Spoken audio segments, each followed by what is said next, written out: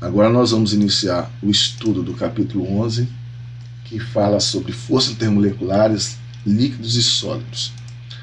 Neste primeiro tópico desse capítulo, nós vamos fazer uma comparação entre líquidos e sólidos. Então, primeiro nós vamos apresentar aqui uma tabela que mostra algumas propriedades características dos estados da matéria, onde nós temos o gás, o líquido e o sólido. Neste capítulo, a gente vai estudar mais a fundo as propriedades de líquidos e de sólidos, porque o gás, neste livro, ele é tratado no capítulo 10. Né? As partículas ou as moléculas no estado gasoso, elas quase que não têm interação intermolecular entre elas. As partículas no estado gasoso, elas estão muito distantes uma das outras e a força intermolecular é bastante pequena entre as partículas no estado gasoso. Por isso é que o gás tem essa propriedade. Ele assume tanto o volume quanto a forma do recipiente que o contém. Ele é compressível, ou seja, se eu aumentar a pressão sobre ele, ele diminui de volume.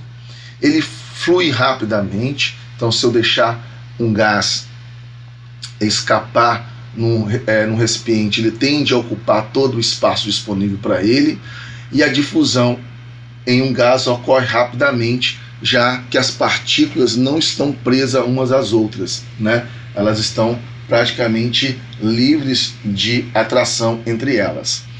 Já no caso do líquido, ele assume a forma do recipiente que o contém.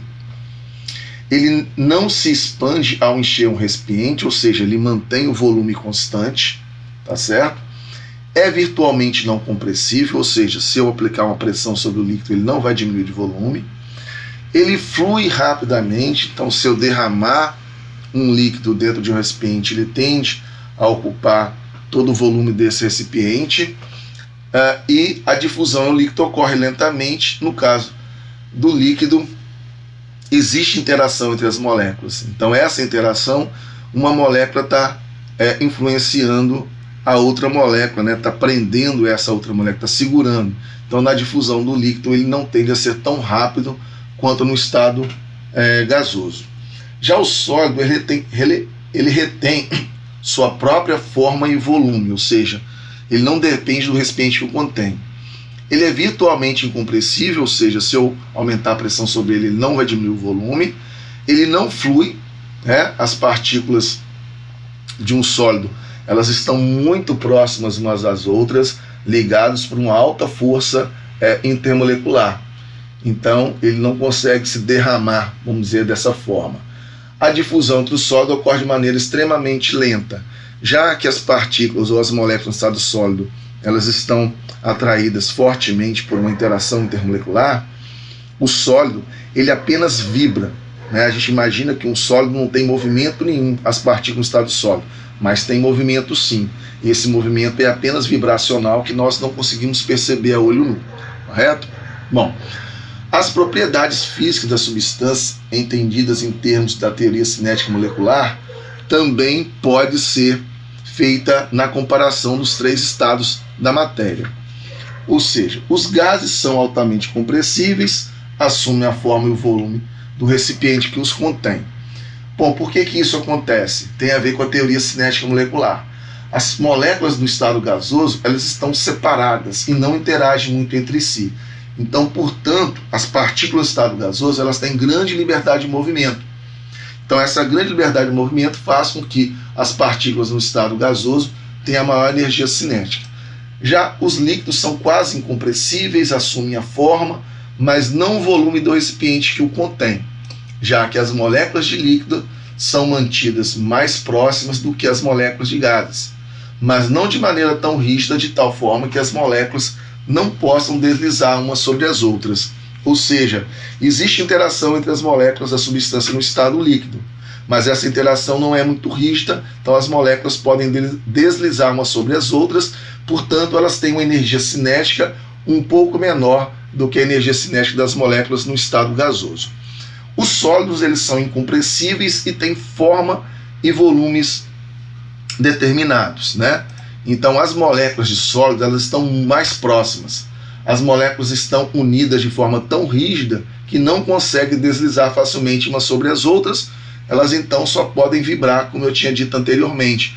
Então o estado sólido é aquele estado físico que tem a menor energia cinética dos três estados, já que as moléculas no sólido elas só podem deslizar umas sobre as outras, correto? Bom, continuando a nossa comparação entre estado gasoso, líquido e sólido, o gás ele pode passar para líquido e o líquido passar para sólido, ou o contrário também, o sólido passar para líquido e o líquido passar para gás. Ao mesmo tempo que existe alguma substância que passa do estado sólido para o estado gasoso sem passar pelo estado líquido, né? Que são substâncias que têm um processo de sublimação. Bom, então o gás aqui está representado por essas bolinhas, eles estão bastante distantes um dos outros. Então, existe uma desordem total, muito mais espaço vazio entre as partículas do estado gasoso, as partículas têm liberdade total de movimento e as partículas ficam muito separadas. Caso você resfrie esse gás ou ele vá ser comprimido e aumente a pressão sobre ele, ele pode passar para líquido, né? Então é o que acontece com o gás de cozinha. O gás de cozinha dentro da botija ele está na forma líquida porque eu aumentei a pressão sobre ele, aí ele passou para líquido. Agora, quando a condensação do vapor de água é porque você resfriou esse vapor de água e ele passou para líquido. Já no estado líquido, a desordem, né, ela é menor do que no estado gasoso. As partículas ou aglomerados de partículas estão livres para se mover uma sobre as outras e as partículas estão mais próximas do que no estado gasoso. Se você resfriar a substância no estado líquido, por exemplo, a água no estado líquido, você diminui a temperatura sobre ela, ela pode congelar e passar para o estado sólido. No estado sólido, a partícula então tem um arranjo ordenado, as partículas estão basicamente em posições fixas e as partículas estão muito próximas.